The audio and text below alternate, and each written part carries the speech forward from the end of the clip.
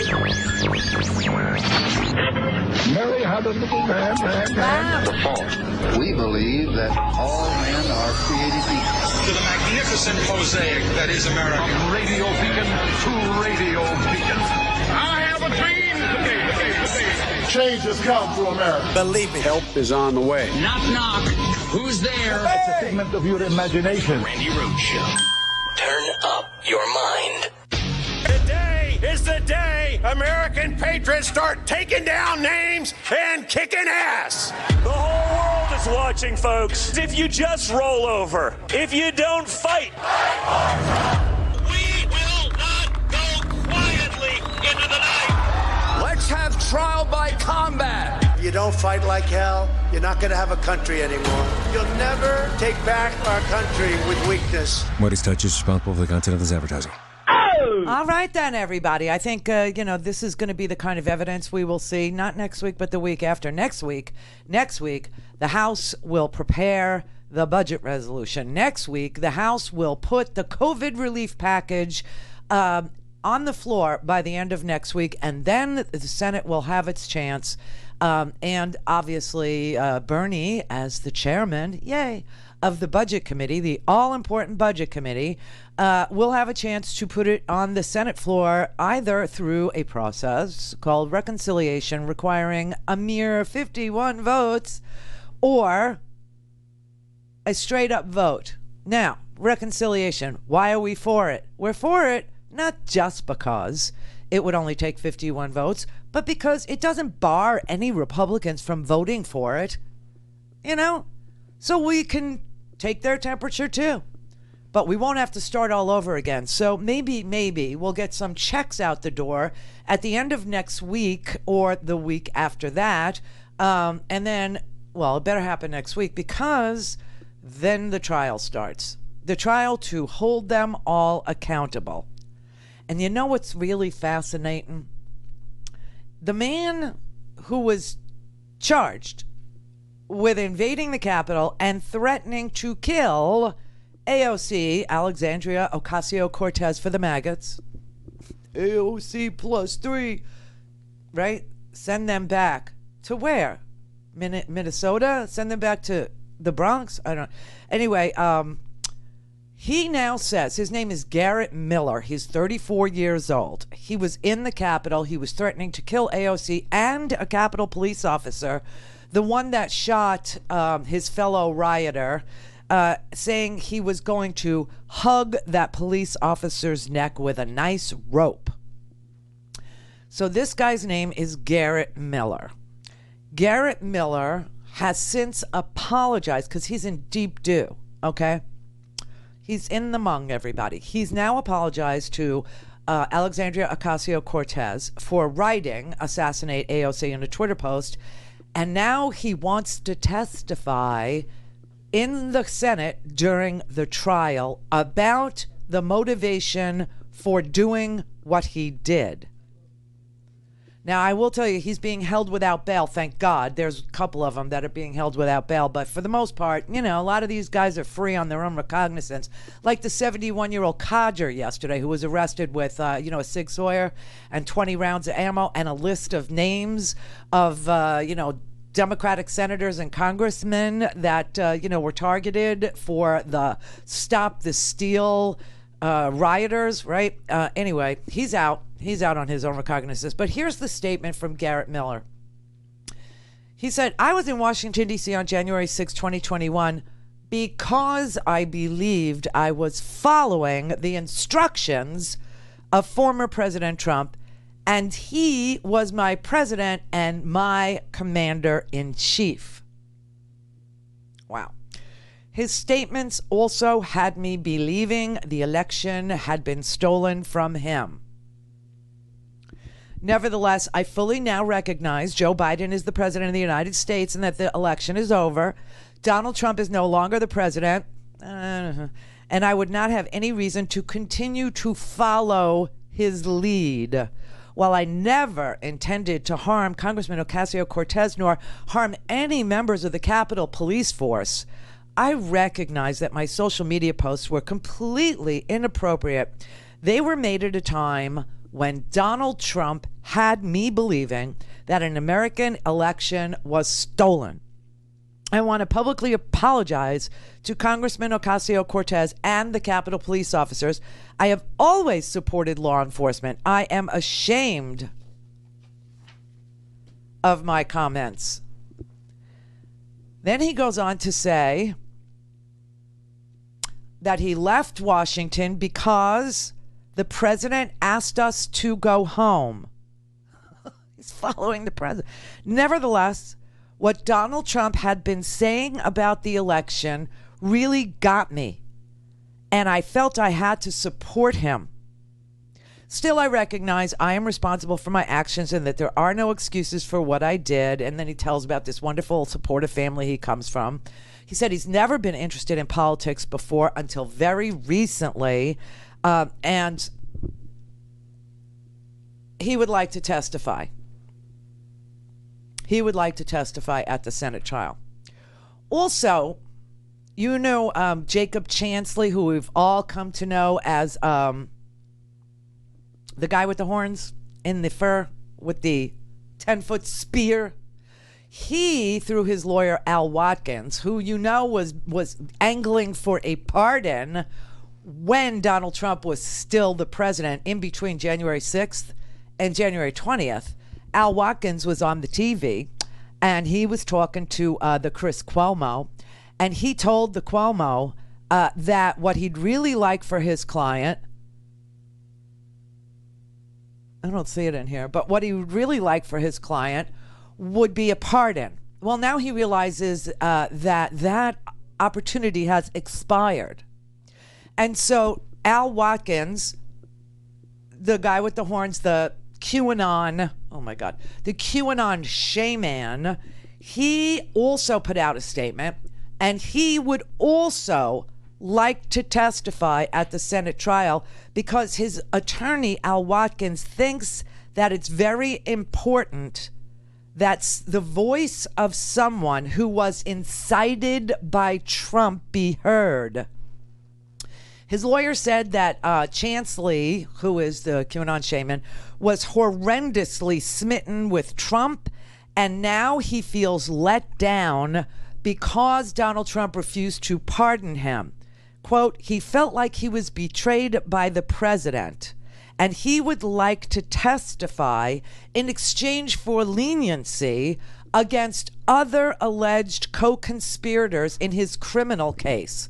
Now, you realize 5 people were killed that day. 2 other police officers have committed suicide directly after the insurrection because they just felt like they failed at their jobs. Okay, so we have 7 dead.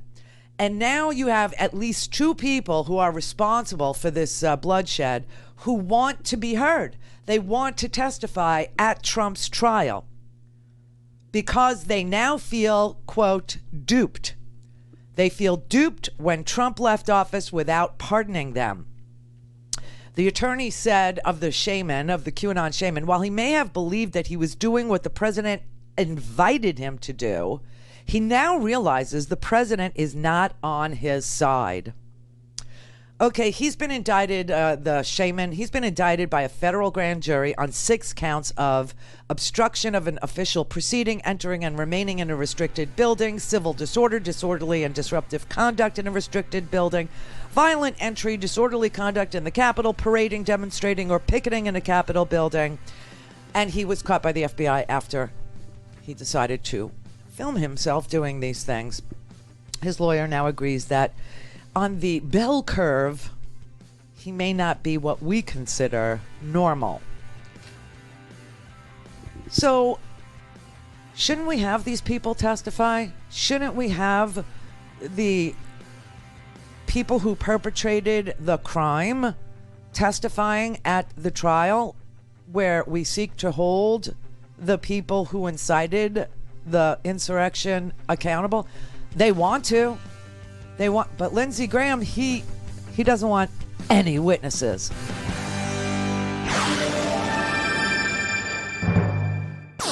All things Randi at RandiRhodes.com. Go for launch. Speaking truth to power, the Randi Rhodes Show. Look, let's talk candidly. The guy's wearing a fur. He's a shaman. He has horns on. He practices yoga, meditates all day long.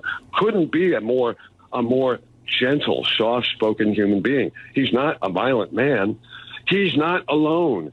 And what we as a nation have to understand is our president needs to be accountable for that. And the only honorable thing for him to do, for those who were peace-loving, for those who did go there with peace in mind, that weren't going there to be violent, Trump needs to stand up and own these people. He owes them an obligation. He has an obligation to them. He has an obligation to our nation. And do what? It's not going to happen.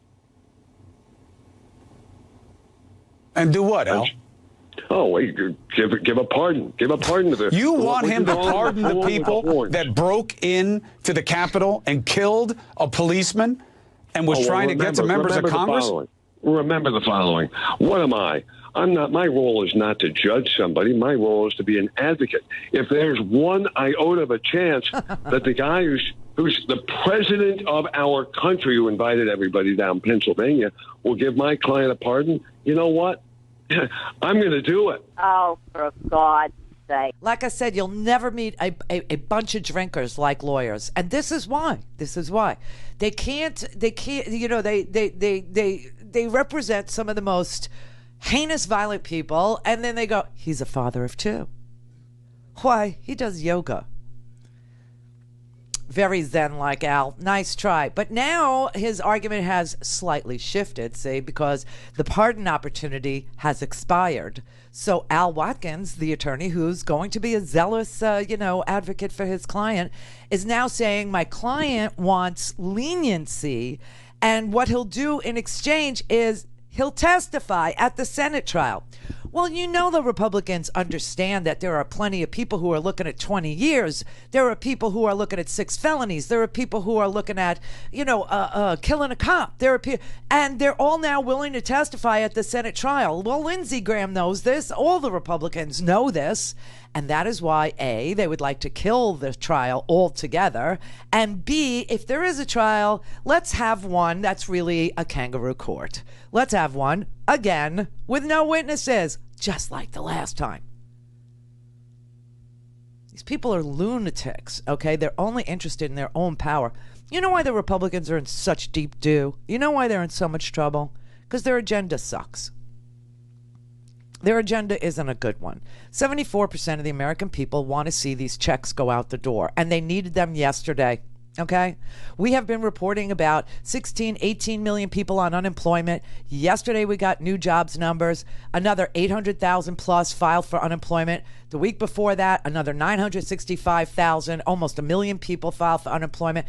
People are in dire, dire straits. People are freaked out about food. They are freaked out about bills. They are freaked out about eviction. They are freaked out, and they have every right to be, because they did nothing wrong.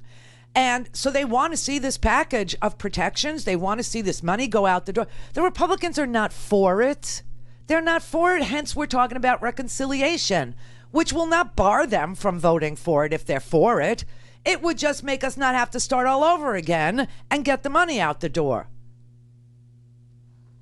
But that's not their agenda. Their agenda has nothing to do with the American people.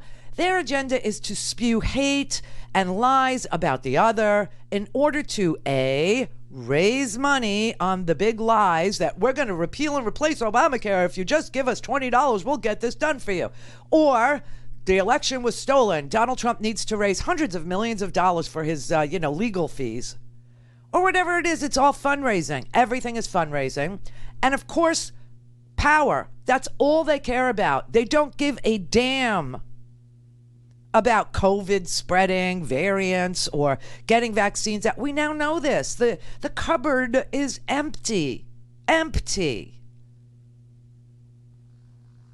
So let these people testify and get it over with. Let the Q shaman. He wants to testify at Trump's trial in the Senate. He knows his way around the Senate. Hell, he's been there. He knows how to get in. He knows exactly where he's supposed to sit. And they'll say, well, we can't have a mentally deranged lunatic testify on the floor of the House of Congress. Well, then, how do you explain Mo Brooks? How do you explain Matthew Cawthon, whatever his name is? How do you explain Mark Meadows? How do you explain Marjorie Taylor Greene? How do you explain Lauren Boebert? How do you explain Rand Paul? They're all lunatics. They're all fringe people. Some of them are very well educated, like Ted Cruz and Josh Hawley. But they're lunatic, fringy people. They're not interested in you. They're interested in power. And that's what they fed their sycophants. They fed them that they should take it. Take it. In fact, I think Ted Cruz's COVID mask says, "Come and take it," on it. A reference to the defunct NRA. So, should QAnon be allowed to speak at the trial and say that they believe they were following the orders of the commander-in-chief? Well, you let Louis Gohmert speak in the House. Why wouldn't you let QAnon man speak in the Senate? See what I mean? Bunch of phonies. This guy, Madison Cawthon, oh my God, go to the homework section today. There's an article about him. This guy is a nutbag too. There's something really wrong with him. He's, 25 years old?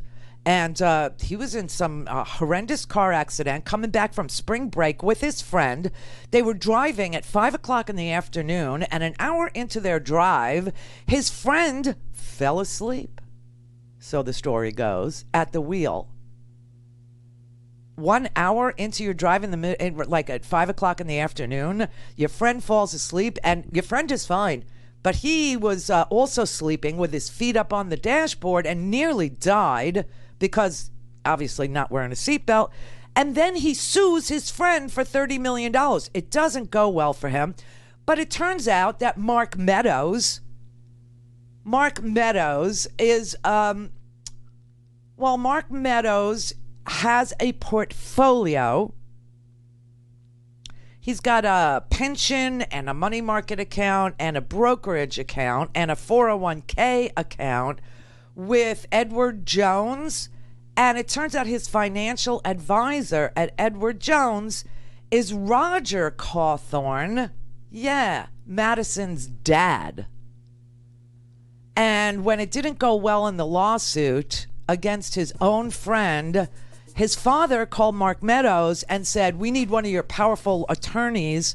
Can you please supply us with an attorney so we could sue the friend? We need extra legal firepower," he said. And Mark Meadows supplied a name of an attorney that apparently was friends with Mark Meadows. I mean, it's such swampy stuff. This is all inside baseball. All inside baseball. I mean, it's just wow, it's amazing. Well, it turns out that Madison Cawthon, he wanted to go to what is the school? The Navy school. What am I? Annapolis, I think it was. Wait, let me find out which one. It's a horrible story.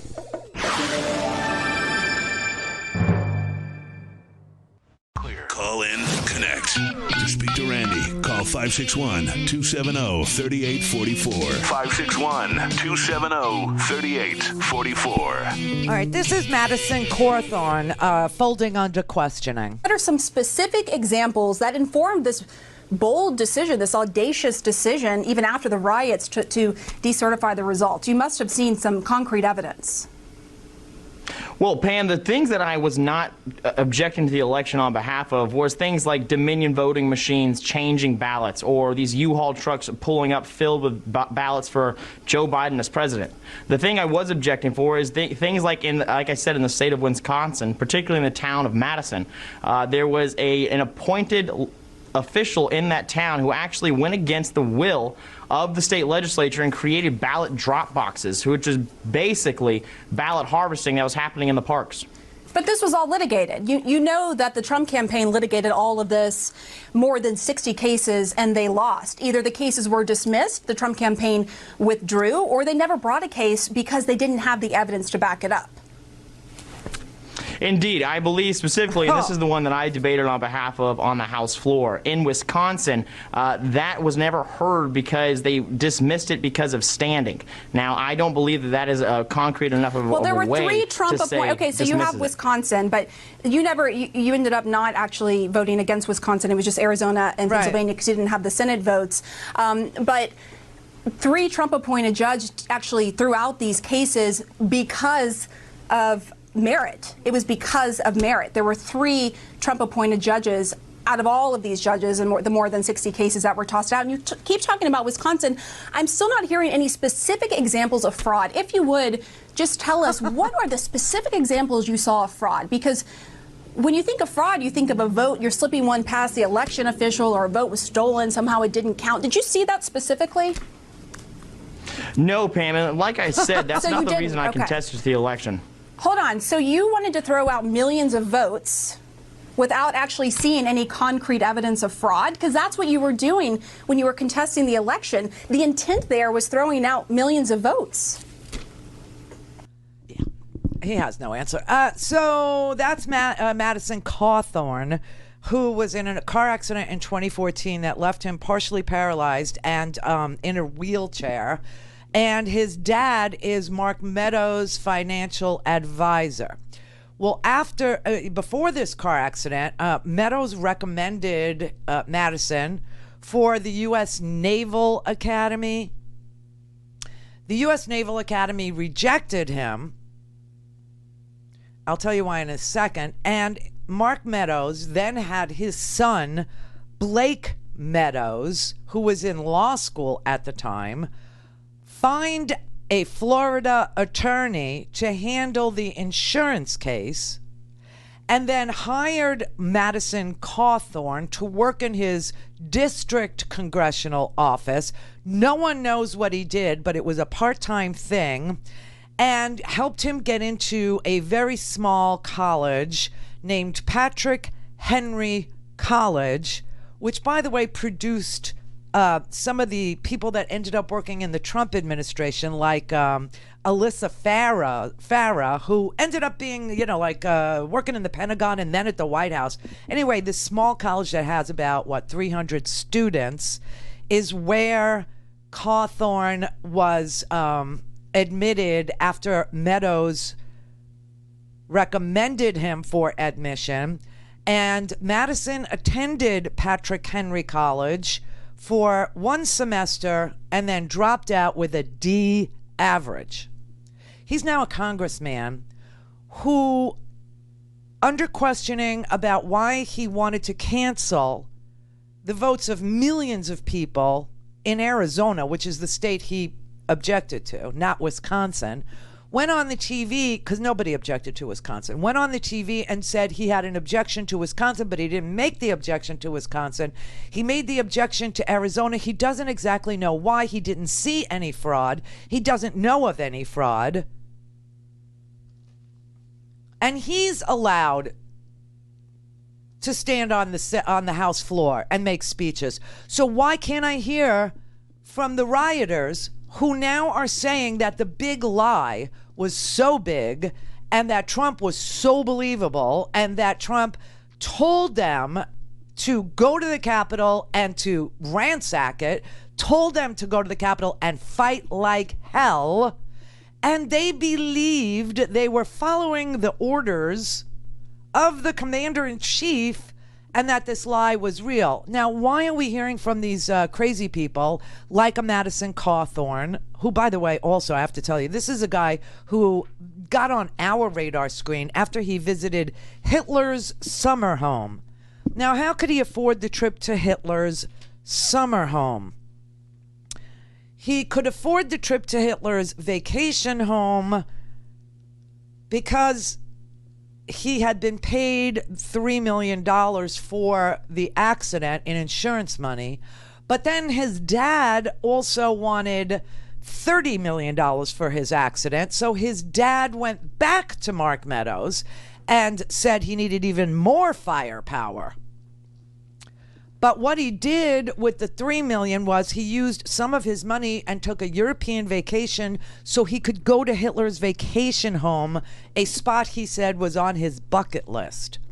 Also, I must tell you that the students at Patrick Henry College, the small little college which has about 300 people in it, half of the student body, which is about 150 of Madison Cawthorn's former students, they wrote a letter alleging that during his brief stint at Patrick Henry College that he engaged in sexually predatory behavior, was a habitual liar, and committed vandalism.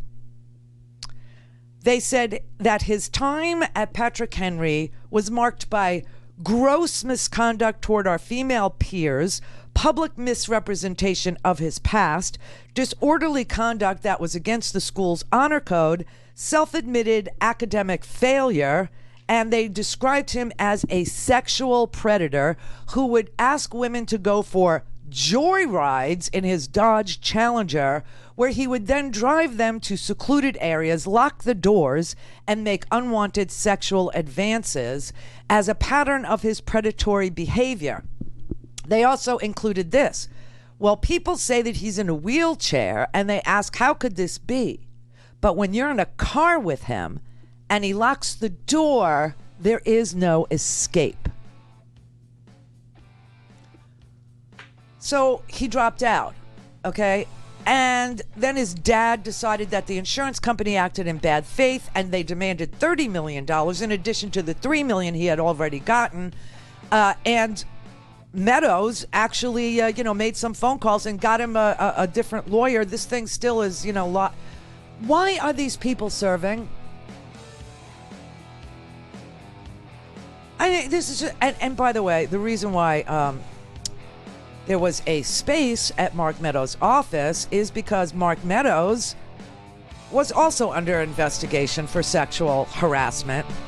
There was his chief of staff, Mark Meadows' chief of staff when he was a congressman, Kenny West, multiple accusations of sexual harassment, and internal investigation upheld that finding. This is the Randi Rhodes Show. To speak with Randi, dial 561-270-3844. That's 561-270-3844. It's odd, there's never any evidence shown for a plane in the Pentagon. There is an Islamic invasion into our government offices. Never any evidence of a plane flying into the Pentagon. This person is now a sitting member of Congress with a position on the Education Committee, put there by Republican leadership.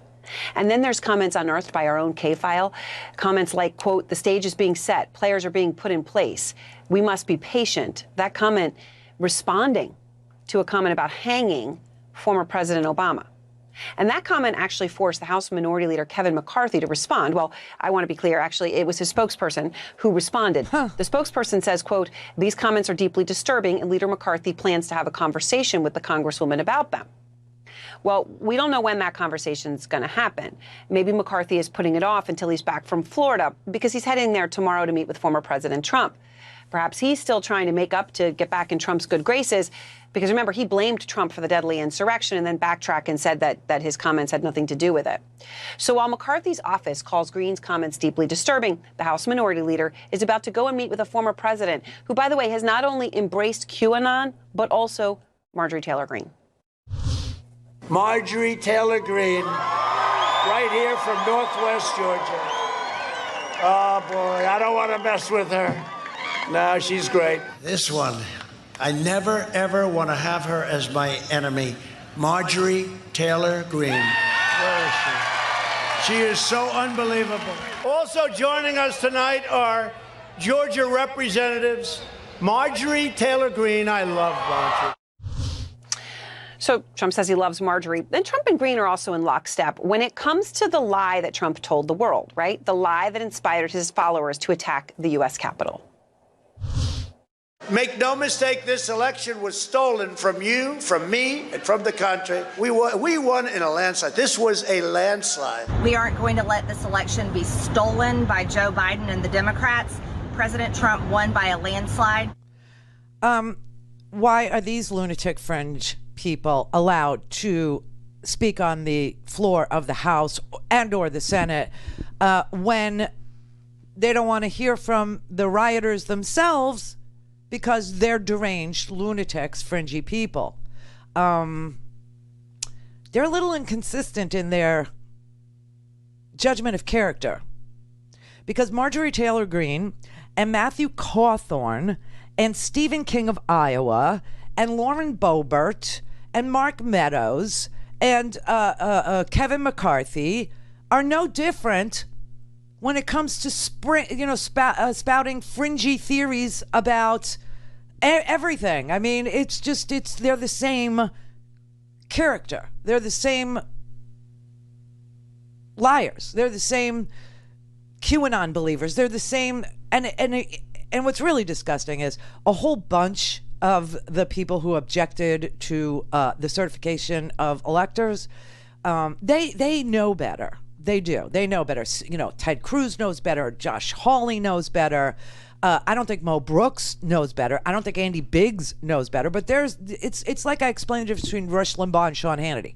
Rush Limbaugh knows better. He just did it for money. He found a niche and it just clicked and worked so he just kept on lying. But Sean Hannity's dumb as a rock.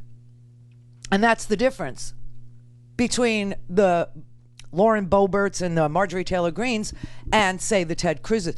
But it has the same effect. And if we're going to let them be on the floor of the Capitol, if we're going to let them be on the floor of the House or the floor of the Senate, I say that we hear from the actual rioters who want to testify that they believed Donald Trump was ordering them to go and do violence in the Capitol. That he said, fight like hell or you won't have a government anymore. That Mo Brooks said he invoked the Revolutionary War. He told them they needed to go and fight like this was the war, just like the revolutionaries did in 1776. All right. All of them incited this riot, Junior and Eric and all of them. Fight like hell, fight like hell. You don't want to be a zero. You want to be a hero. It's time to fight. Let's go. And then Donald Trump said, I'll be there with you. I'm going to lead the charge into the Capitol. Okay. So why can't we hear from them? Oh, that's right. Because Lindsey Graham says no witnesses. Lindsey Graham says no witnesses because he knows exactly what witnesses would testify to. He knows exactly that the House of Representatives, especially, is full of witnesses like AOC, who really believed she was going to die that day. Okay? Really did. They don't want to hear from people who were attacked or did the attacking because they believed that they were serving their commander-in-chief. I know it sounds crazy, but so does Stephen King when he speaks about, I don't understand why white supremacy is an issue. I don't understand why it's a problem. Matthew Cawthorn, this guy, his own classmates, after less than a year, one semester at a college of 300 people, where everybody, I would guess, would know each other fairly well, they all said he's a sexual predator. But he's in a wheelchair. Yeah, but he gets a girl in his car, locks the door, drives away with them, and shakes them down for sex.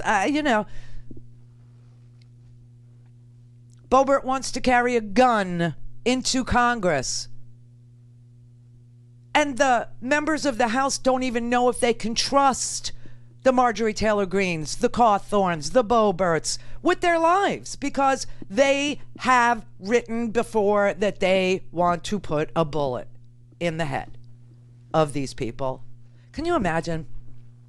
Just think about it. Think about it this way. This is how simple it is. So you go to work every day, and there's a person at work who is constantly threatening your life on Facebook. Constantly. Calling you traitor and everything that you could possibly imagine, and expressing a deep, deep desire to kill you. To kill you. And you have to go to work with this person every single day, and now all of a sudden your workplace says, oh, and they can carry a gun. You know how many workplace shootings there are in this country? What makes people think Congress is a different bet? That's some sort of rarefied air up there, and the workplace doesn't need to screen people out who want to do violence to their colleagues. And that is what they're asking Congress to do. They're asking Congress to work alongside people, and multiple people, who have threatened them on Facebook, threatened them on Twitter, threatened them on social media, Instagram, you name it, with wanting to kill them. But in that workplace, we should now let them bring guns. What could possibly go wrong? Now, we all know Marjorie Taylor Greene is one of those that thinks that Parkland was a false flag. She thinks that 9/11 was a false flag. She thinks Sandy Hook is a false flag. And what do we mean when we say false flag? I just want people to be really clear. When Republicans and conspiracy theorists on that side, because there aren't any on the left. I know of no conspiracy theorists on the left. That I just don't. They're all Rothschilds, and she believes in space lasers. She believes in a Jewish cabal in France shooting space lasers. I can't even explain. It's just, and that Hillary Clinton and Huma Abedin had sex with an infant and cut the face off of the infant and then wore the face, something like out of, Dr. Lecter,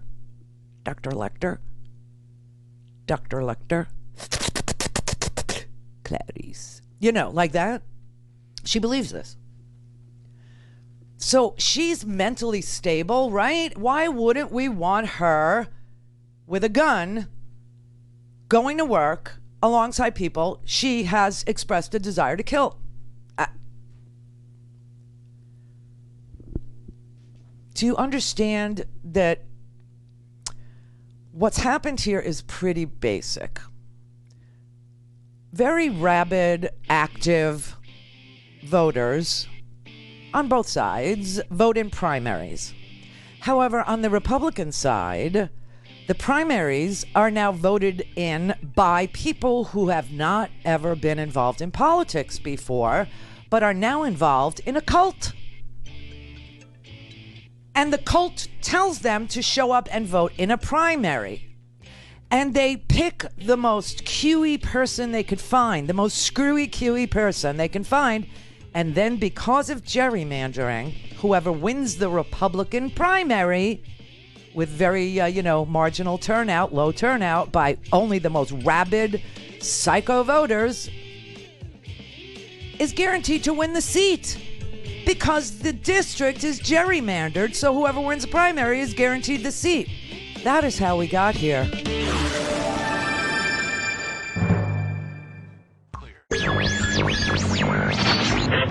Mary had a little man.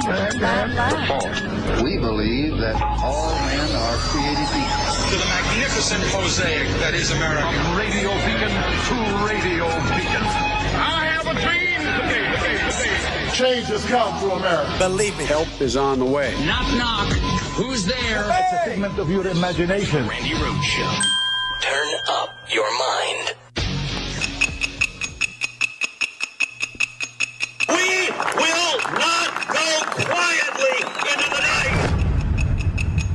And we need to march on the Capitol today. We are going to take our country back. We're coming for you, and we're going to have a good time doing it. Let's have trial by combat. You'll never take back our country with weakness. You have to show strength. We're going to walk down, and I'll be there with you, to the Capitol.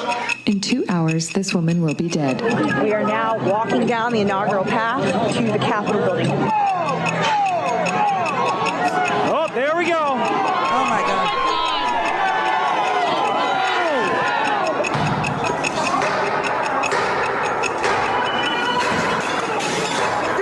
The U.S. Capitol has been breached. Hey,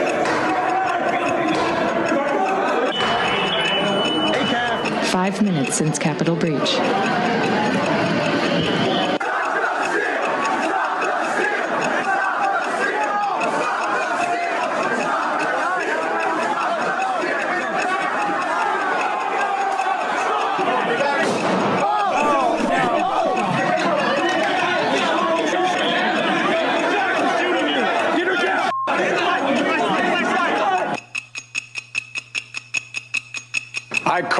President Trump to go on national television now and demand an end to this siege.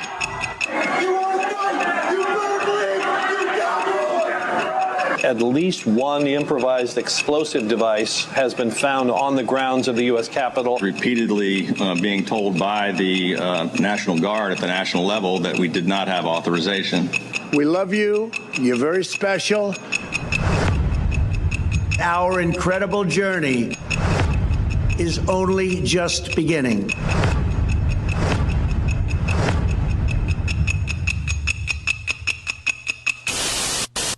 That's amazing. That's Don Winslow film. So that is just, if that's not introduced as evidence at the trial, and if we don't have witnesses at the trial, not just the people who were attacked, but the people who did the attacking who are now willing to testify, then this is a kangaroo court, is what it is.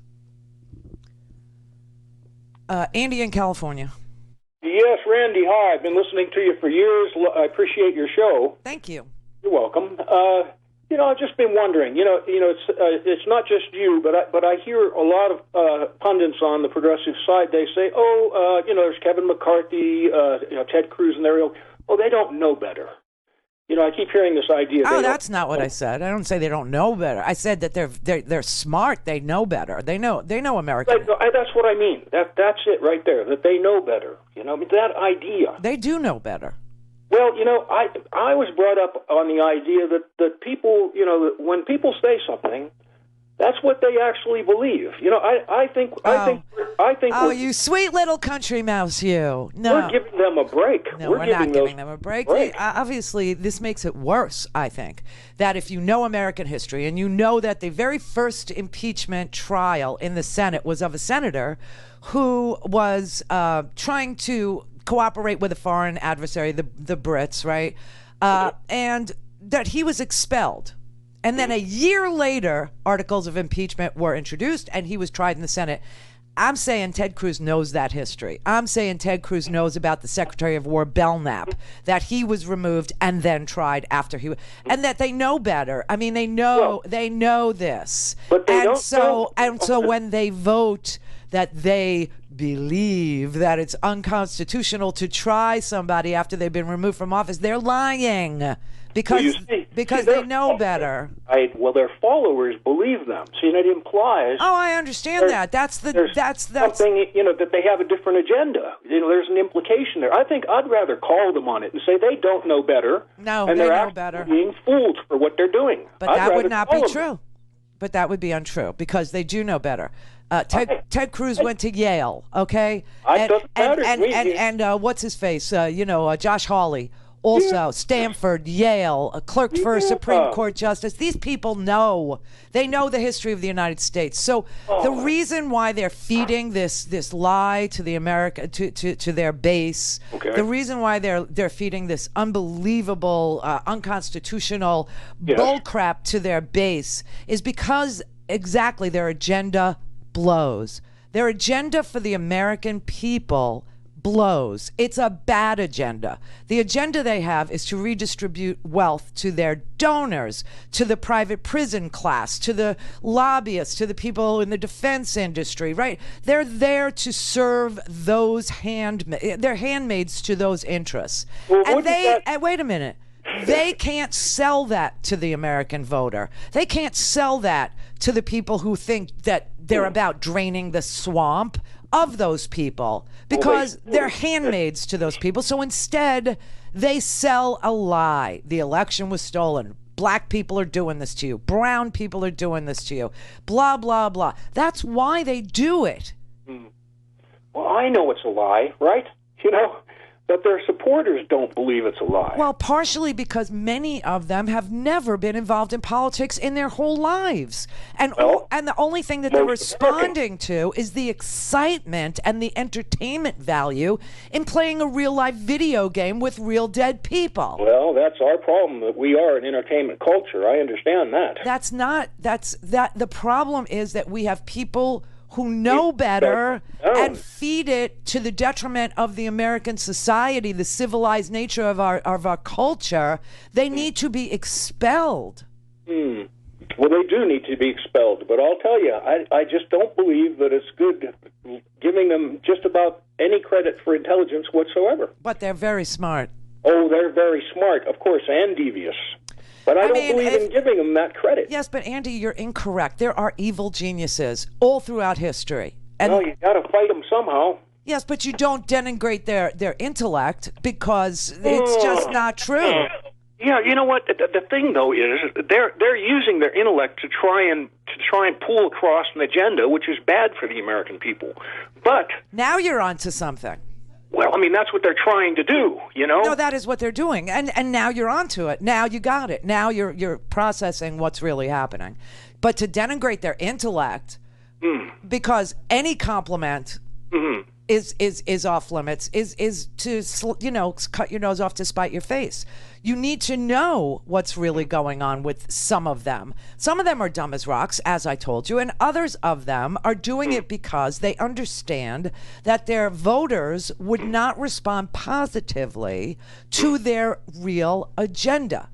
They don't have an agenda that is good for America. They have an agenda that is good for retaining or gaining power for themselves. Now, just because they're evil doesn't mean they're not smart. Okay, so you know now what's playing in my head? Okay, this is really weird. There's a Pat Benatar song that I bet you only real Pat Benatar fans know, and I was a real Pat Benatar fan. It wasn't a hit. It wasn't Heartbreaker. It wasn't that. It was called Evil Genius. Now, if you have Apple Music or, Amazon Music, Prime, whatever, you get free. Go listen to that. Just do Pat Benatar and listen to Evil Genius. That song was about this. It was about people who know better doing evil things. And the song asks, why'd you have to do it? Why'd you have to do it?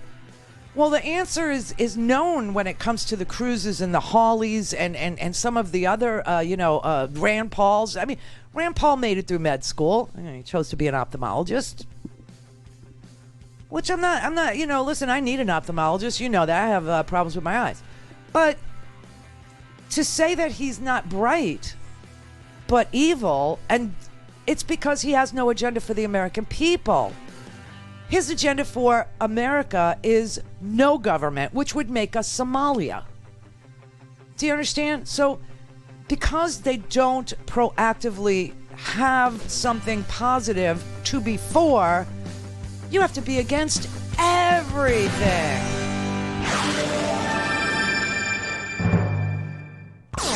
All things Randi at RandiRhodes.com. Go for launch. Speaking truth to power, the Randi Rhodes Show. Judge Beryl Howell really unleashed yesterday, and she really poured into the January 6th insurrection. It's really the first time that we're hearing a federal judge comment on this Capitol attack. So here's part of what she said. This was not a peaceful protest. Hundreds of people came to Washington, D.C. to disrupt the peaceful transfer of power. We're still living here in Washington, D.C. with the consequences of the violence that this defendant is alleged to have participated in. So she really got into what happened on January 6th. Now, what's interesting here, she also denied a decision by a federal magistrate judge to release Richard Barnett on bail. She ordered him held in jail pending a trial here. And she pointed to some of the evidence from prosecutors saying that Richard Barnett himself had bragged to reporters about putting his feet on the desk, leaving a nasty note, in his words, for Nancy Pelosi. And prosecutors also point to the fact that they have receipts from a stun gun they say that he bought and may have brought with him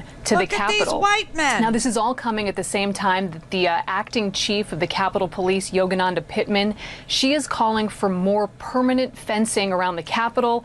And guys, we also have a memo from the acting House Sergeant at Arms talking to lawmakers, telling them to continue remaining vigilant and saying they will get stepped up security at airports from TSA. Wow. I mean, this isn't over. You understand that because Mark Meadows yesterday went down to Mar-a-Lago.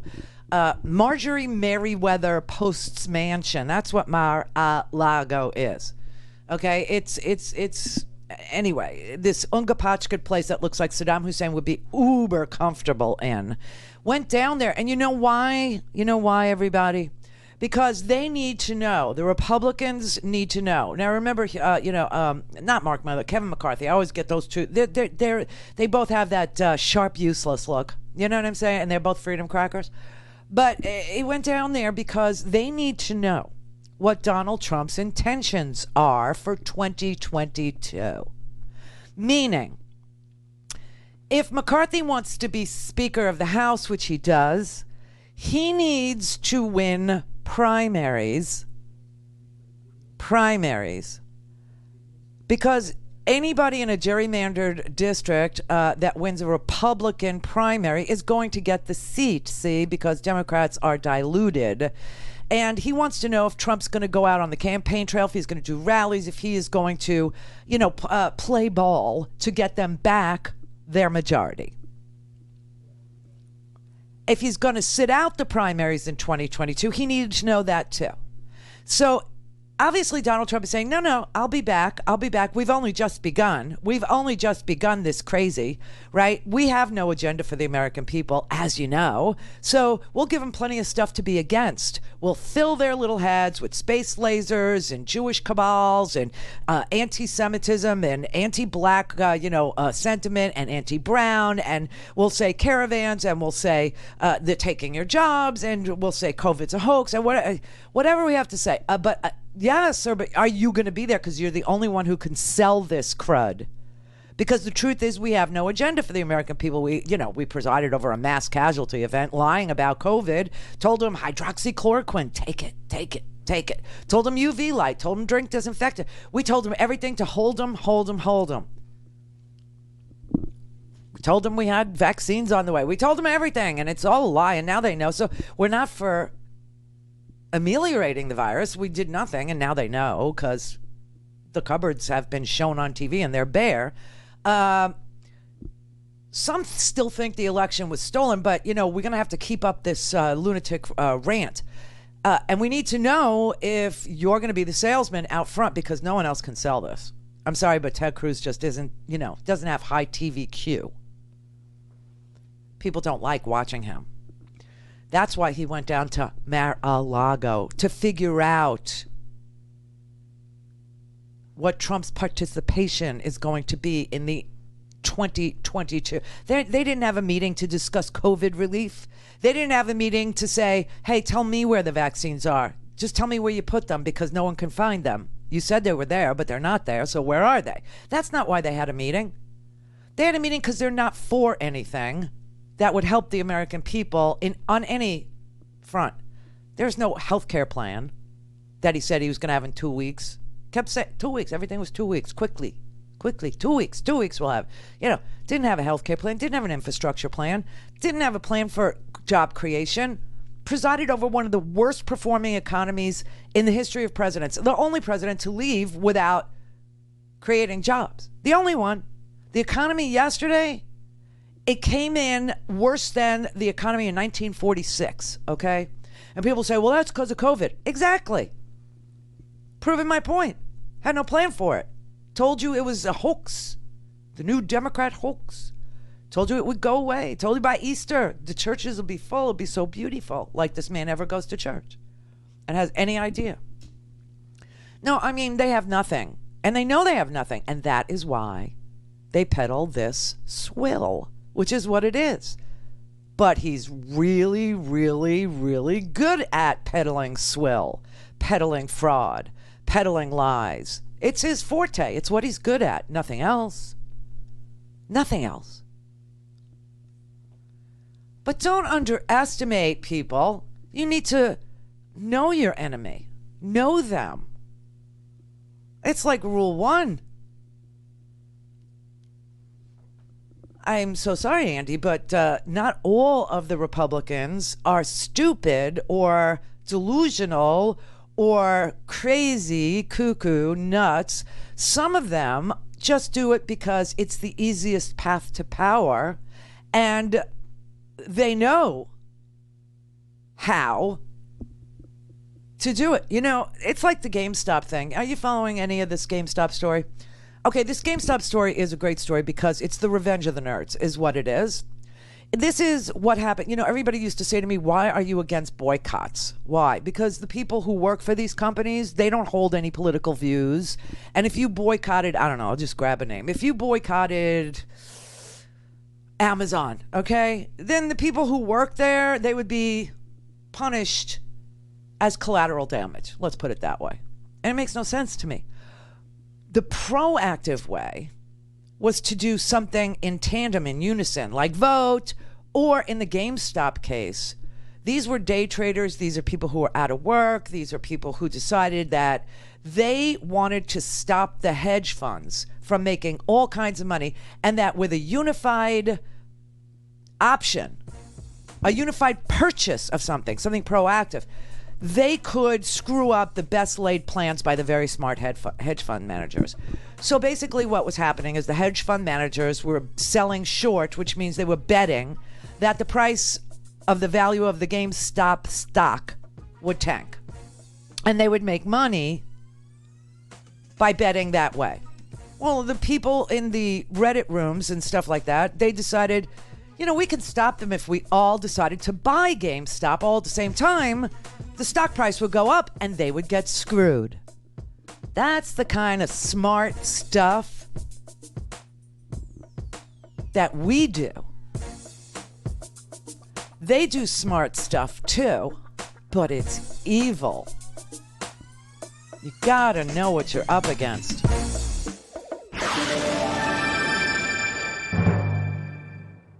Call in, connect. To speak to Randi, call 561-270-3844. 561-270-3844. All right, let's just see what's going on. Michael in Tennessee. Hi, Randi. How you doing? Okay. I'm sorry. First time calling. Love your show. Oh, thank you. I was telling the guy earlier, I'm concerned about the Democrats. One thing about Keith Olbermann used to come on MSNBC, and he used to do this special commentary. Yeah. And he did one to President Obama, and he told him, they will never like you. They will never work with you. Just do your damn job. And I say that to the Democrats because history always repeats itself. Right now, you got the House, you got the Senate, and you're doing this reach across the aisle. The hell with that. Because when they tried that before, when they tried to get the Affordable Care Act passed before, when they tried to get the original stimulus passed, the Republicans said, okay, yeah, if you do this, we'll vote for it. You do that, we'll vote for it. And the Democrats said, okay, and they did it. Then the Republicans said, we're not going to vote for it. That's right. History is going to repeat itself. That's exactly what happened with immigration, too. With immigration, they told Obama, you have to do all of these, arrests at the border, and you have to be very proactive and just, and he did it. And then they said, we're not interested in your package. When it was time for the stimulus package, after George W. Bush crashed our economy with his version of deregulation, they said, okay, make it smaller, make it this, make it more targeted, make it that. And then none of them voted for it. None of them. Okay. So you're right. You're absolutely right. This idea of bipartisanship is a pipe dream. It's a pipe dream. It's a joke. It's never going to work. This is why I keep telling you, I know Joe Biden, he's a very decent guy. He's got this fantastical idea that, he's still dealing with, guys like Danforth, guys like Daschle, guys like even Trent Lott. He's not. He's dealing with Matt Gaetz. He's dealing with Ted Cruz. He's dealing with Rand Paul. He's dealing with what's his name? Josh Hawley. Yes, yeah. These are insurrectionists. These are people that don't want to see America do well. Okay. And to your last caller, Randy, I'm sorry to cut you off, but your last caller, you made a good point. Don't question these people's intelligence because they listen to them. This insurrection, it damn near worked. And you got to understand, the next time they try, they're going to come with a polished candidate. Like a Ted Cruz, like a Josh Hawley, who can explain things better. And those people are sheep. And you know what? They're going to do it again. The state legislatures are already working to try to get it done for them now. You're right. I have no beef with you. You're absolutely right. This shot, if they would have come with their bazookas like they intended to, this could have succeeded. We could be in a very, very different world right now, in a very different country right now. Look, the idea that they're done is stupid. To think that when we just had the Department of Homeland Security put out a national advisory telling all the many police forces in this country to be on the lookout for people who are going to try and kidnap politicians, governors, state legislators, invade their capitals. If you see something, say something, that we have to be in a 9/11 posture. We have an increase in domestic terrorism in this country. We've never seen this before. And I remember all these front-running phonies that used to sit there and talk about Saul Alinsky and the Weathermen. Remember? Saul Alinsky, Saul Alinsky. Well, they are Saul Alinsky on freaking steroids. These guys are ready to overthrow their own government because the Republicans made them hate this country. But you have Marjorie Taylor Greene who wants to carry her gun into Congress. Boebert, Lauren you Boebert. Had Omar and I. We got the same paint job. Let her say she wants to carry her gun, and let's see if somebody says something. Yeah. But it's sad and it's scary. And people and the Democrats, they need, if you got to use a nuclear option, damn it, use it. They need DC statehood. Whatever is on the agenda, you need to push it through because they didn't care when they had it. See, they governed. They didn't do this reach across. They governed. Now it was jacked up, and of course it jacked up the country. And you have a bunch of, when you have, the paint job that they have, you see stuff, your eyes are open, and we see things that other people don't. Well, it's not that. If it walks like a duck, quacks like a duck, it ain't a damn mongoose. They didn't govern. They lied, is what they did. I mean, of course. No, they didn't govern. The only thing that they passed was this redistribution of wealth tax bill. That's all. That's all they passed. They didn't pass any other thing. They passed their budgets. They did reconciliation on budgets. They, he did a lot of executive orders, which obviously are so easy to get rid of once you change presidents, right? So he didn't govern. He didn't do anything. He didn't do an infrastructure package. He didn't do anything on health care. He didn't do anything. He didn't have to. He didn't. He didn't have to. No, because he lied. Used the rage of the fact that Obama was in office. And lied and lied and lied and lied. It was rage. He benefited off of the rage of the fact that Obama was there. And that's all it was. I mean, they dance around it and dance around it, but the bottom line is you have a Donald Trump as president. You have a Donald Trump as candidate because you had a black dude in the White House. They will never admit that, ever. Well, but that's how you have a Donald Trump. Yeah, well, and what happened with him getting all of these votes? There's more to it than just Obama, but it did start with the birtherism, and he was the birther in chief. Exactly. Okay? You won't believe what we're finding. He found nothing that, I mean, it was just so easy to point to that lie and say, but he lied about that.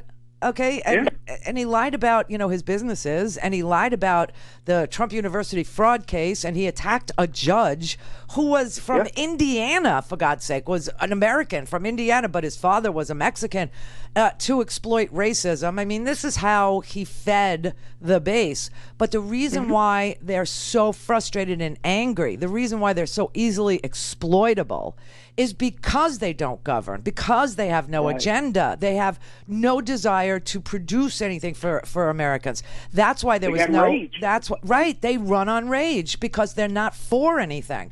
So they constantly feed people lies about what they need to be against. They need to be against a deep state. They need to be against pedophiles. They need to be against Jews. They need to be against blacks. They need to be against Antifa. They need to be against. I mean, it's just this is what they are. They're negative. They're the nattering nabobs of negativity, and they feed this negative view of America and America's ability to do big things, which we can do, but they don't want to, and they actually make people hate their own country. That's how good they are at being evil.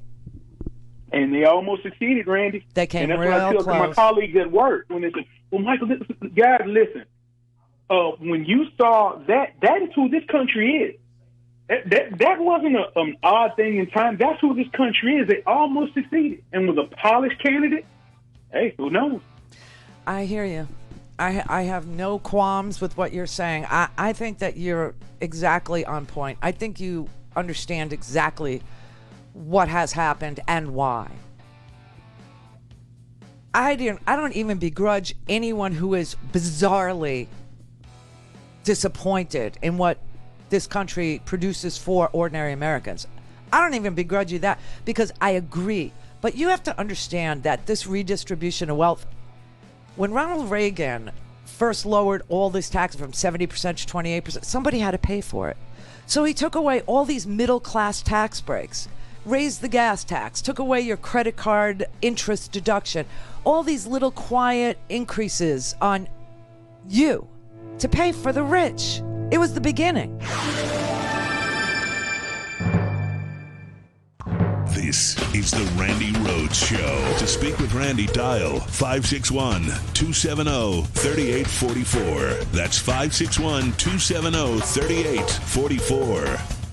Obviously, Speaker Pelosi is concerned. She said today that the enemy is within. She says that she's referring to members of Congress who want to bring guns on the floor or who have threatened violence against other members. What does it say about where this country is right now?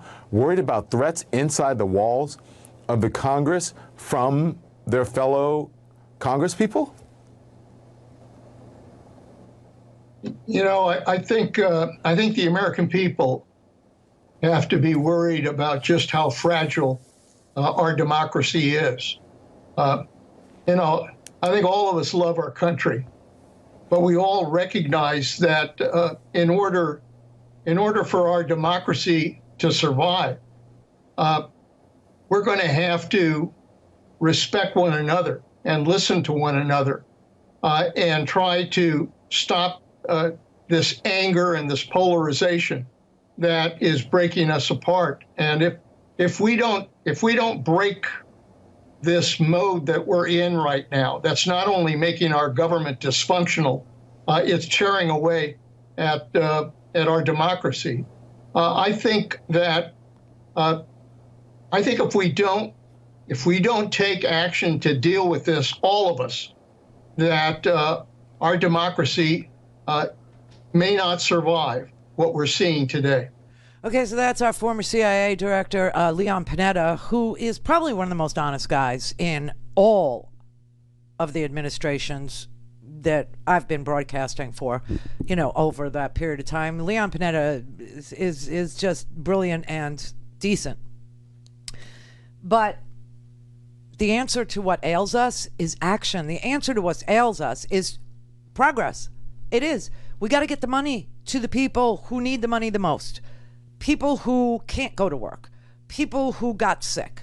People who can't get their kids in school. They need the child care, okay? They need the money to buy groceries. Some people who can't work, they need the extra unemployment. People need the extra $1,400 to make the $2,000, okay? We need a moratorium on evictions. We need the vaccine to be distributed. That's all in that stimulus package, that $1.9 trillion that Nancy's starting to draft. We'll see it next week.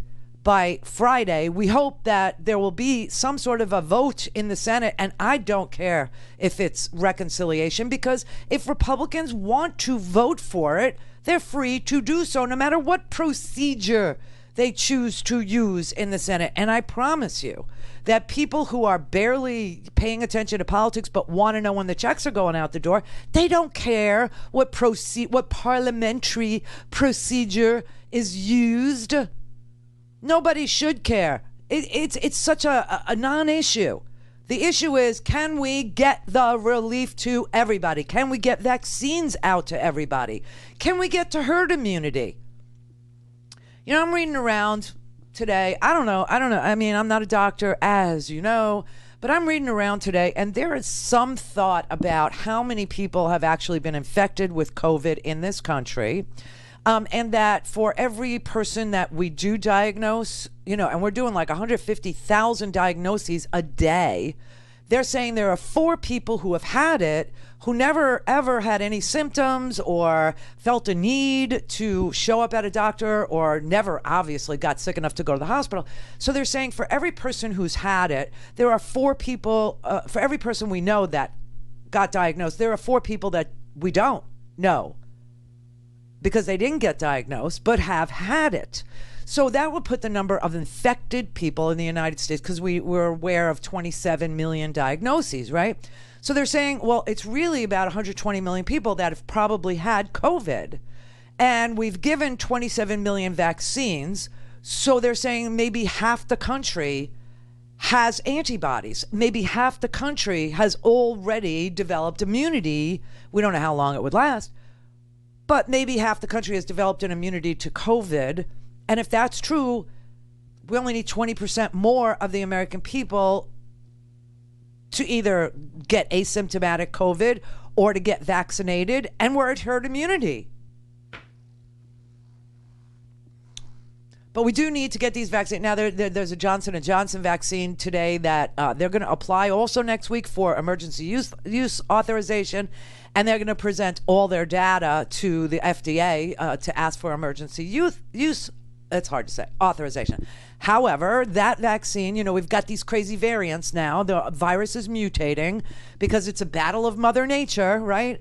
And so they say that the vaccine, in 85% of the cases that they blind studied, right, 85% will not get severe COVID.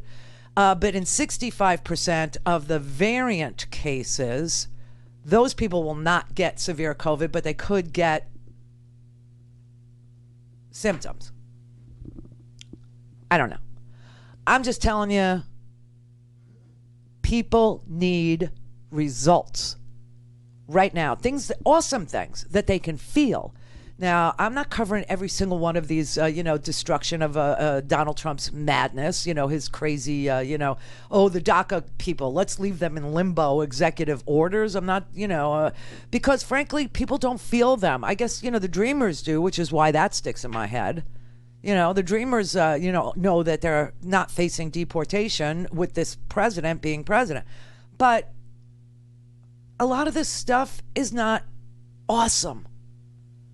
Now, Trump lied about the awesome things that he needed to do that he didn't do. He lied about them and said, our water was crystal clear and this and that and blah, blah, blah. He lied and said, we're now energy efficient for the first time. We've been energy efficient in this country.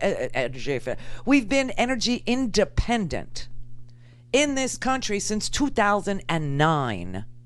That was not the Trump presidency. That was the Obama presidency. So this is all junk.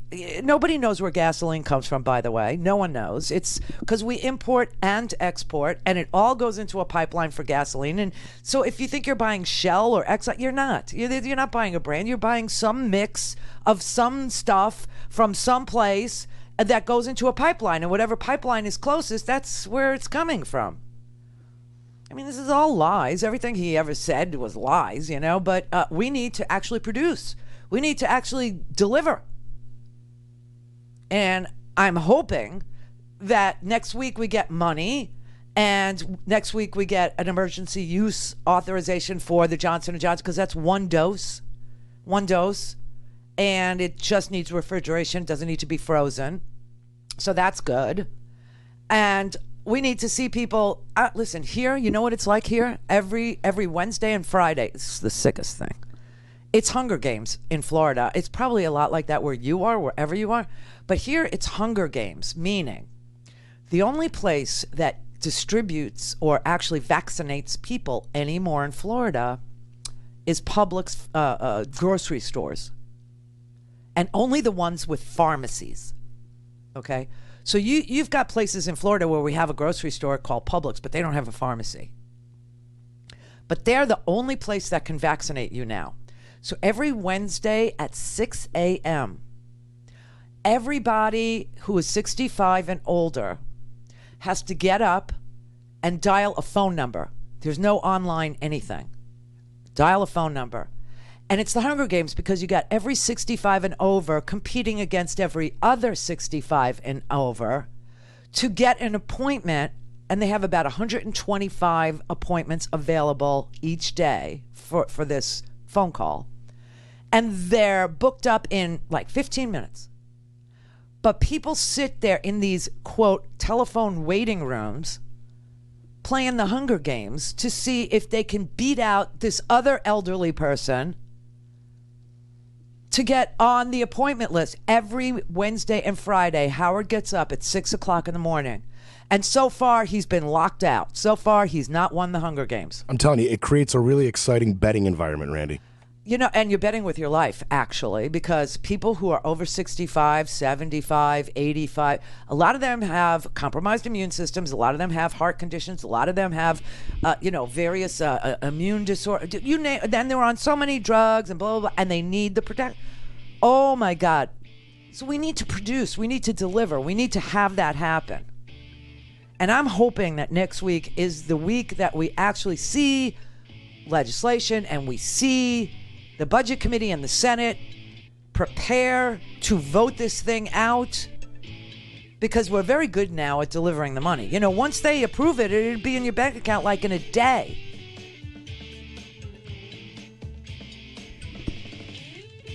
We have to deliver. We have to. People are very frustrated now. Some people are frustrated and violent. Other people are frustrated and just frustrated. The ones who are just frustrated and frustrated, you're my friends. The ones who are frustrated and violent, talk space. Get help.